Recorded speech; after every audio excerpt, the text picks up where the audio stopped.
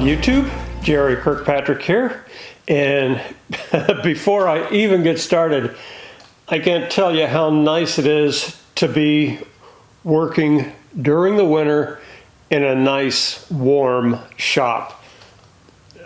Unbelievable. So the whole purpose for this and probably a second video is showing you all of the modifications and the upcoming modifications that I've done on my Bead Blaster. Now this is without a doubt the cheapest bead blaster that Harbor Freight sells, and the reason I got it for only 50 bucks is because it was a display item. The lid was broken and they were discontinuing this particular model. So that explains how I came up with this, and the reason I haven't acquired a larger blaster that will do larger items is because I have one small place, even in my old shop, and especially here in my new shop, one little corner where a very small blaster can live. I tried using it outside. Moisture just ruined it. It would, every time I went out to use it, it was clogged up because of the moisture in the sand. So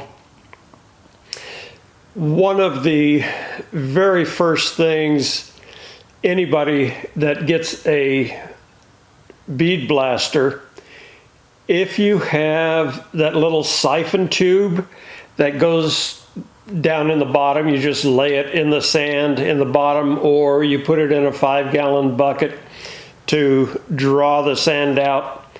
Very first thing that's got to go away.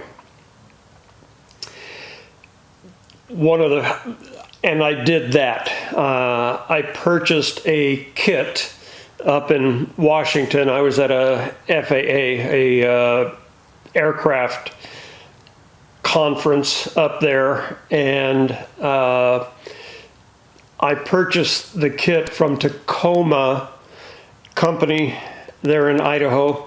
I'll give a link in the description below. But I bought the foot pedal, the regulator, the sand regulator here, and the gun. That was one of the first things I got so I could get rid of that little tube that was just laying in the bottom. With the hose, it always wanted to twist and come out of the sand somehow or another.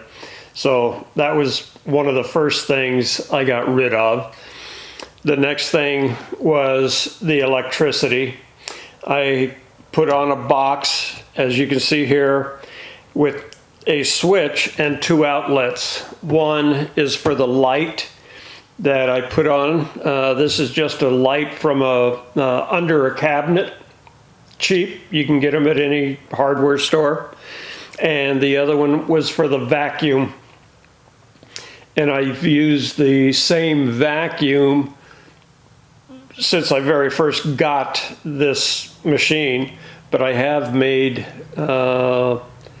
different upgrades to it. One of the things is I put a tube in here. Here's where the vacuum goes in. I made a tube that's quite long, and I cut little slots in the bottom that would bring the dust out, allow the dust to be sucked out of the box in a broader area. That worked fine for quite some time, but what really made the difference was adding this gate on the front. Before I put that in, the vacuum would create a very low pressure vacuum in the box, and those gloves would just stick straight out.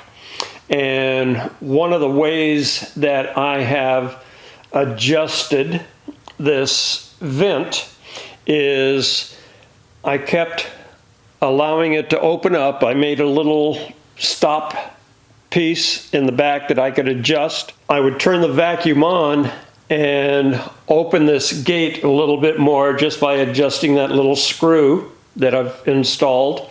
And when the gloves became kind of soft, they would still stick out, but they weren't, all of the air wasn't trying to suck them into the vacuum.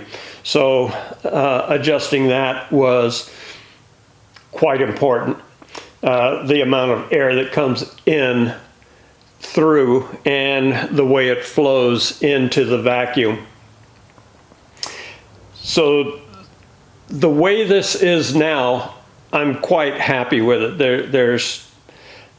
I would be happy using this just the way it is from now on. But there are a few things that I want to modify before I put it back in the corner, because because I know that once I get this thing back in the corner where it's going to live, I'm not going to mess with it anymore.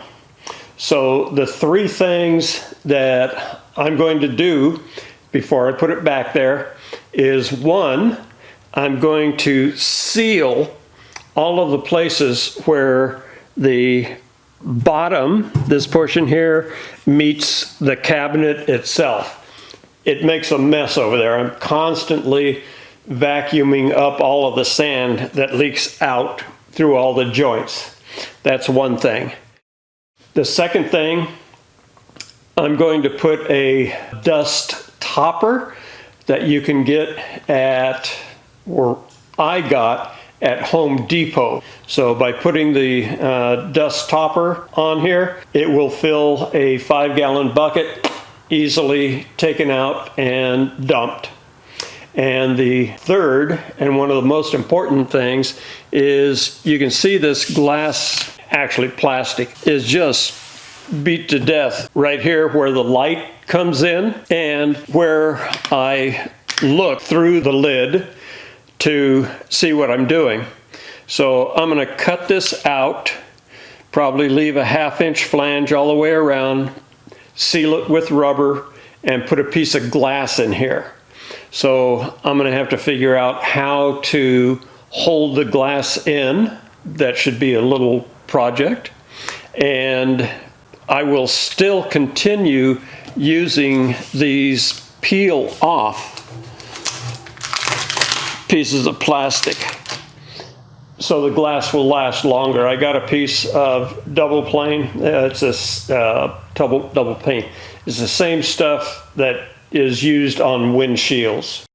With all that said, I'm going to take each of the modifications one at a time, and I'm also going to show you the modifications that I made one at a time. And in order to do that, I'm going to have to take this whole thing apart. So let me get this thing all blown apart, and we'll come back and get started with either some of the modifications or the modifications that I've already made.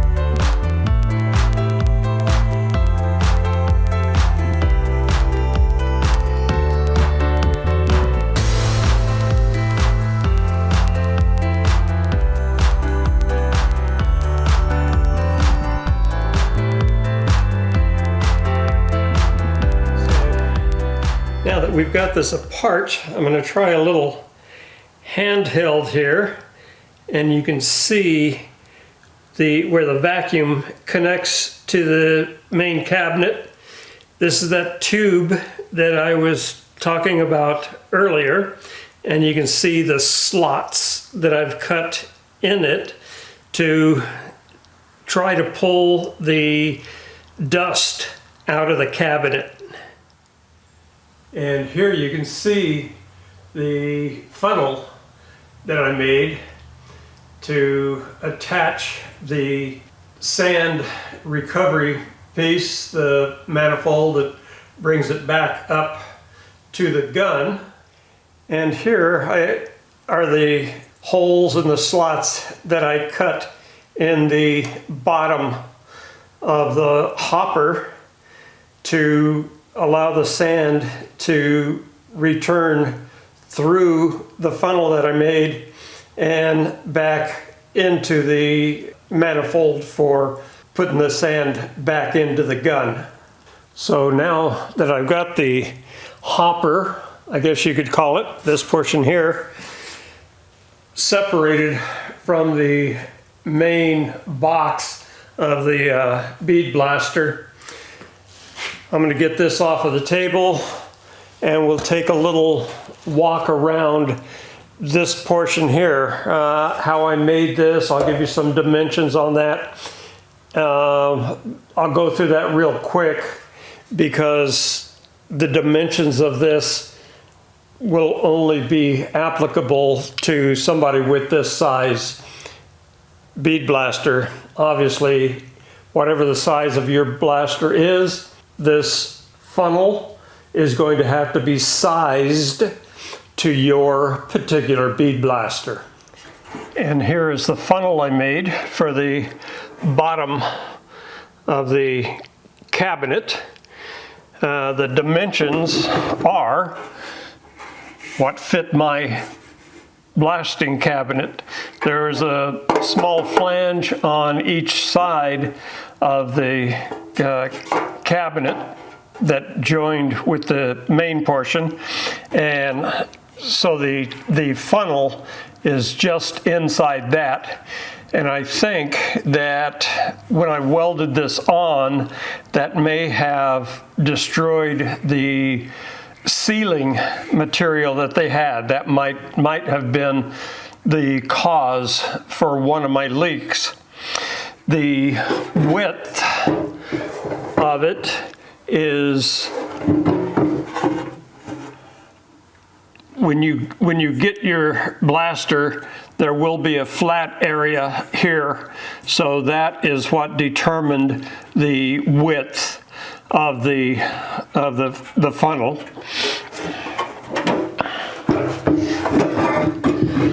I brought that down to a dimension that would match the 1.5-inch pipe to make the transition. I tried it just coming out of here. I had a plug here, I had my sand coming out here.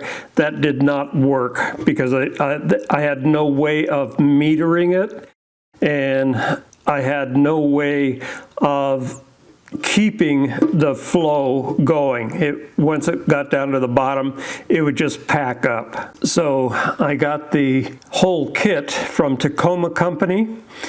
So I had to reduce down to their metering piece, and I've had no problem whatsoever with this. And then the meter here, this is an air bleed, and it takes quite a while to match the pressure, the viscosity, I guess you could say, of the media that you're using. And you have to balance this valve so it draws in a certain amount of air to create and maintain the flow for the sand. I pierced the bottom portion here in one place. I put a 1/2-inch tube. I brazed that piece of tubing in to allow for the sand to come in. and it comes through right here on this corner. And for the air, I pierced one other place right here. This is the original place for the air to come in, but I had to make that adapter to allow for the 1/2 inch tubing that hooks up to the gun. So I showed you this tube with the slots in it, and that has to be balanced. You have to have some type of air bleed so you can get a balanced amount of air coming in as the vacuum is drawing air out of the box. And here you can see the adjustment for the little screw that I can control the amount of air that's coming through. And this is what I said earlier about adjusting the air bleed through here, that I adjust until my gloves are just barely sticking out, you know, standing straight out by themselves. That's how I adjust this little butterfly valve. Actually, it's a dryer vent to let your dryer vent outside. So I took a considerable amount of time in cleaning the mating surfaces, the top of the base where the funnel is, and then the bottom of the cabinet itself. And what I found out was that in the rear corner here, the sides had lifted from the back panel, and the sides where the side of the funnel comes up is higher in each corner than the plane front and rear. And that is also true, but the opposite on the cabinet. The top and the bottom flanges stick out farther than the two sides. So I'm thinking that that is where some of the leaking came through. Where the side meets the bottom, I'm going to be using a silicone there. I'll do that first, leave these sections that are separated here. After everything is clamped, all I have to do is do a very short section there. It'll be easier to silicone this first before I have to reach inside the main body to get that done. After it is all screwed down, I am going to silicone all the way around on the inside of the cabinet and get that sealed. So the funnel is going to be sealed, and between these two mating surfaces are going to be sealed. Like I said, I was going to use a rubber to seal the top to the bottom, but I have decided what I'm going to use is dum-dum. They call this weather strip and caulking cord. You can get this at the hardware store. For you younger fellows, you probably never heard of this. The older guys, this was used on almost all of the Fords. In fact, when I was building Cobras, mainly in 63, 64, when I needed to pierce the firewall or the foot box for the throttle stop, this dum-dum, as it was called back then, is what was used everywhere, exclusive. If you look at an old Ford, you'll probably find this somewhere on the firewall, sealing a joint or a hole. So enough with that. Let me get the dum-dum laid down. Let me get the portion of the sides sealed, and then we'll put the main cabinet on the base and get it screwed down. You told your friend you're not okay, and tell me what's wrong and why you never said you felt that way. Guess you're trying to stay strong and fake a smile until I look away. But I've known you too long, it hurts to watch your blue eyes fade to gray as you fade away. As you fade away. As you fade away.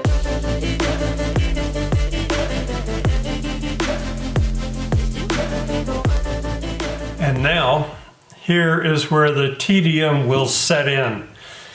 I've made aligning pins for 1/4, 5/16 and 3/8 long ago. So I'm going to have to go all the way around here, align the holes, probably just in the 4 corners. The rest of it should line up, and then a whole bucket full of screws and nuts are going to have to be placed and tightened down. So with the cabinet laying down on its back, I was able to use the impact driver to tighten up all of the nuts except the 2 that are hidden behind the feet on all 4 corners. So while I've got it laying down, I'm going to silicone all of the joints that I told you about earlier. Once I get those sealed, then I'll set it up in the base and get on from there. So here we have the cabinet complete, the bottom connected to the cabinet portion with the dum-dum sealing the outer portion, and then the silicone I've got around every joint that I can think of that is where these 2 pieces are joined.